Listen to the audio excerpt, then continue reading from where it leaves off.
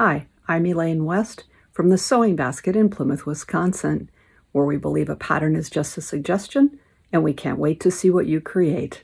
So a flying geese unit is made from the goose and then two triangles. This was originally a square, cut in half, and they go this way. So the long edge, or the hypotenuse of the triangle, goes on the short sides of the goose.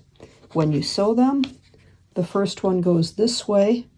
You line up the corner and you sew your 1/4 inch seam. And it'll look like this when it's sewn. And then you're going to press it open. On these, although you normally press to the dark, I find I have a little better luck if I press with the seam allowance out this way. So I'm going to press this like this. And then I'm going to add my next square, or excuse me, triangle, and it goes right here. And I sew from this side because I want to start with that point and stitch along this way.